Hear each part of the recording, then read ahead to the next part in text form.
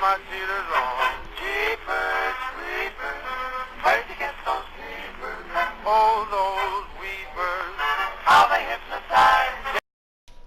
Welcome everyone to some more Halloween reviews, and today we will be reviewing the sequel to the amazing movie Jeepers Creepers was Jeepers Creepers 2. So after making such a successful suspense horror film, Victor Salve, how his name is pronounced, was like basically cashing in on this.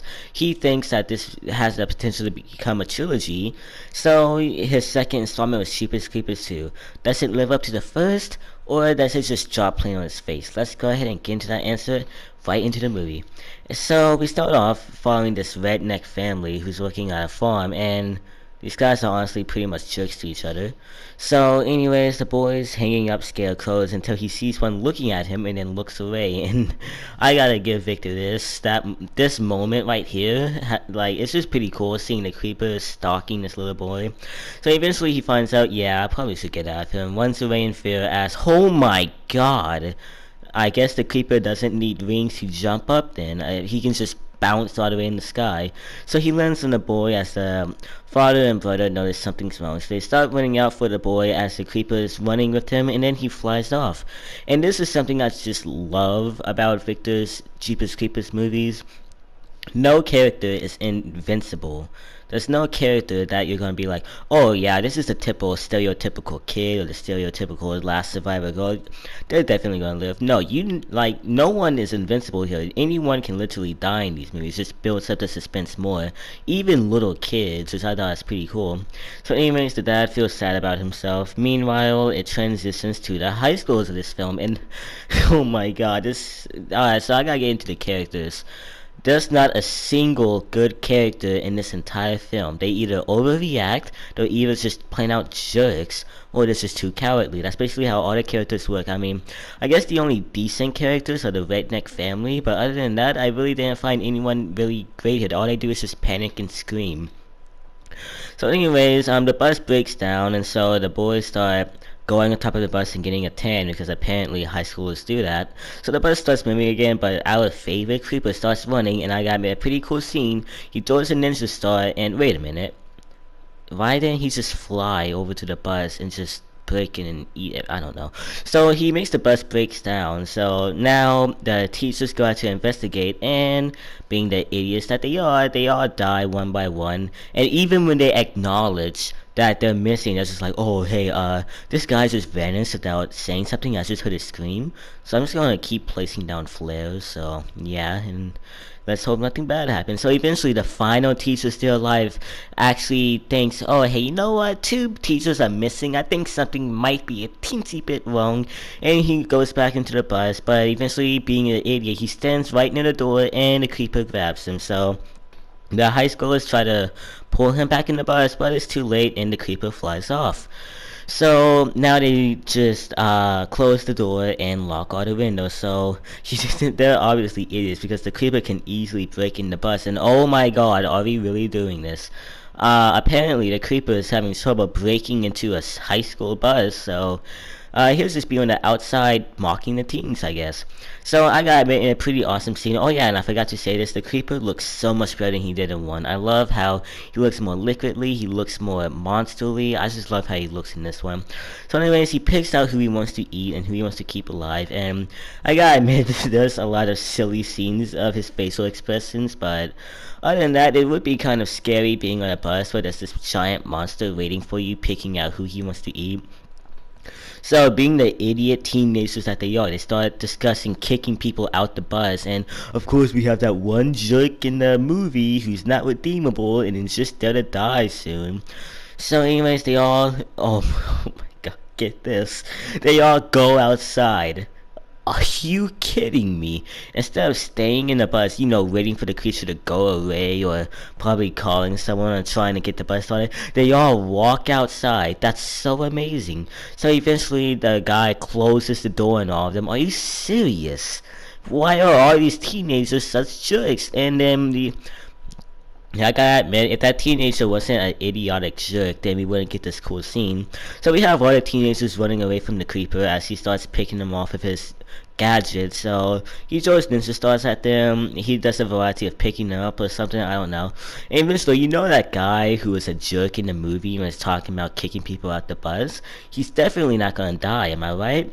So he throws a knife and his hand gets stuck in a tree. So they try to free him, but it's too late, and he grabs him and carries him into the sky. And for some reason, one of the girls starts crying, having a nervous breakdown over the biggest jerk in, I think, any Jeepers Creepers movie getting picked by the creep, I don't know.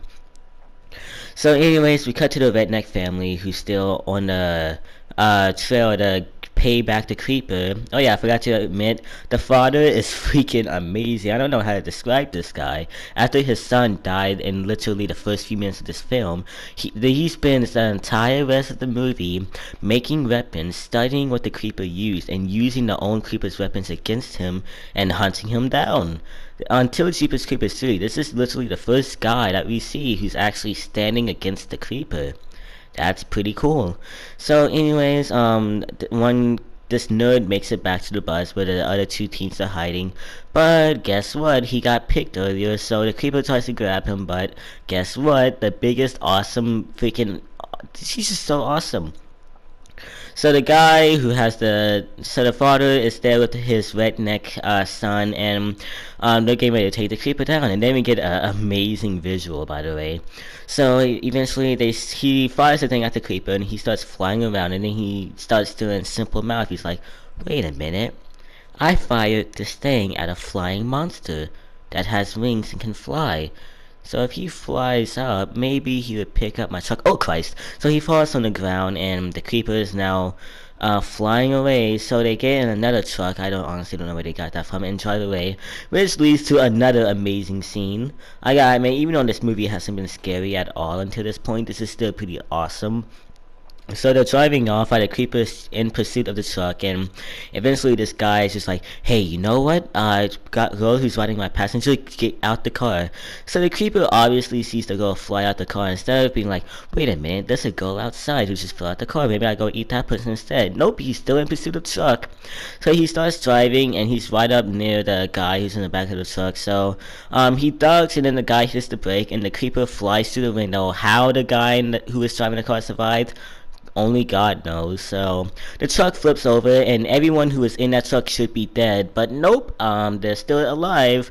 So it turns out the creeper was greatly injured, so he starts crawling, and oh Christ, he starts jumping in the silliest way possible. So he lands on top of the guy who was in the back of the truck and almost kills him, but literally the most just awesome character, the redneck father, puts down the creeper and starts stabbing him until he dies, but it turns out he didn't kill him, but rather the creeper went into hibernation.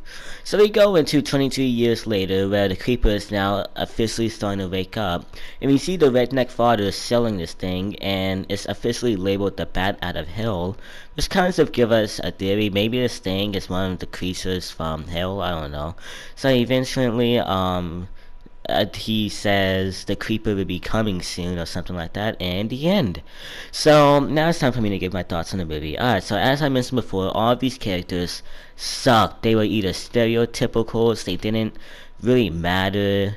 They really weren't really that great, but I mean, the redneck father and the redneck family as a all, they were great actors, and I gotta admit, I had a lot of fun with the creeper in this film. And what else? The CGI was a major improvement from the first one, and actually looked pretty awesome, to be honest, for 2004 standards. Was this movie made in 2004? I don't know.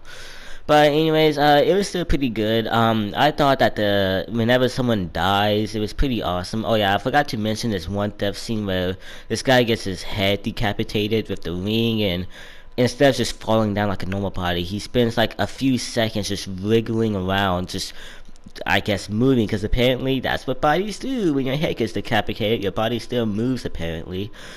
So yeah, I thought this movie was pretty awesome. The deaths were awesome. The creeper was awesome in this film. I love how he looked and how he moved.